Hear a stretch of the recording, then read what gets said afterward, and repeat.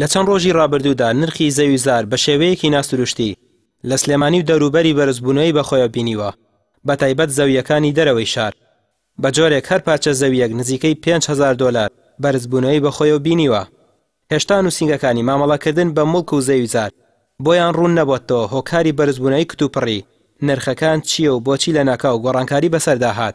بەڵام ئەو خاوەنی نووسینگەیە دەڵێت ڕەنگە بەهۆی دەنگۆی باشبوونی موچە و دابەشکردنی ئەو بڕەپارەیە بێت کە بەغدا نردوێتی. ئەو وەرزانە زیاتر ئەوانن کە بێخەدەماتن لە بازاڕە، نرخەکانیان زۆر دابەزی بوو لە ماوەی پێشترا. ئەو وەرزانە پێشتر لە 4 دەفتەر و 5 دەفتەر و 3 دەفتەر و نیوە بوو، تر دابەزی بۆ 80 گەڵا و 90 گەڵا ئەوانە.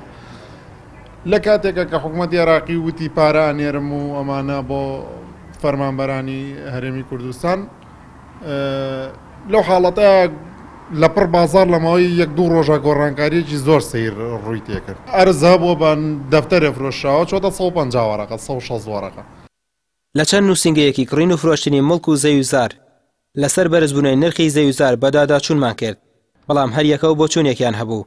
ئەم خاوەنی نووسینگەیە ڕەدی دەکاتەوە هاتنی موچە لە بەغداوە کاریگەری لەسەر بەرزبوونەوەی نرخی مڵەکە بێت. بەو پێی هێشتا موچە دابەش نەکراوە. لە هەمان کاتدا ئەگەر دابەشیش بکرێت بازاڕی جلوبەرگ و خواردەمەنی جوڵەی تێدەکەوێت، نەوەک زەویزار.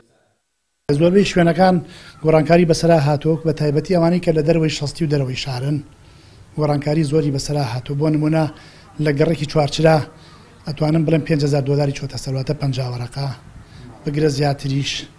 بەپێی ئەرزەکانیش هەیە نیسبەتەکەی ئەتوانین بڵین لە سابی زیایی کردووە، لە ساعت 15 زیایی کردووە، هەیە لە ساعت 40 زیایی کردووە. لە سنووری کانی بردینەوە خێوەتە توانم بڵێم دەفتەرێکی چۆتە سەر، لە تقریبا لە تاسلۆجەش 50 وەرەقێکی چۆتە سەر. بازیان تۆزێک هێواشترە، لە باینجان 30 وەرەقەیەک زیایی کردووە، لەوانەیە ئەرزێکی 15 وەرەقەی ئەمڕۆ چێتە حدودی 40 وەرەقە 45 وەرەقە بکات. ئەم موچە لەوانەیە بۆ ئیشوکاری خواردەمەنی و بابەتی ڕۆژانەی هاوڵاتیان بەڵە دەورێکی باشی هەیە. بەڵام وەکو مڵک فەرمانبەرێک معاشەکەی 800,000 بووە، ملیۆنێک بووە، 400 وەرگتووە تا 600 چێتەوە سەری.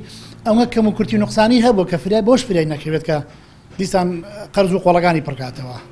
یعنی بەس تەنها بۆ خواردن و پێویستی ڕۆژانە ئەم موچە تەسیری هەیە.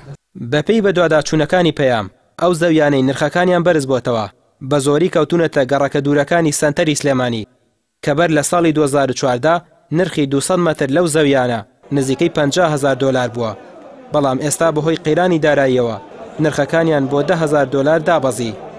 ئێستاش هەر پارچەیەک زەوی نزیکەی 5,000 دۆلار بەرزبوونەوەی بەخۆیەوە بینیوە. بەشێک لە خاوەن نووسینگەکانیش پێیان وایە بەرزبوونەوەی نرخی زەوی پێشاتێکی کاتیە و دەستی کۆمەڵک بازرگانی لە پشتە کە بە ئامانجی ساختنەوەی زەویەکانیان لە دەرەوەی شار جوڵەیان بە بازار کردووە. ڕامێر عوسمان، کەناڵی ئاسمانی پەیام، سلێمانی.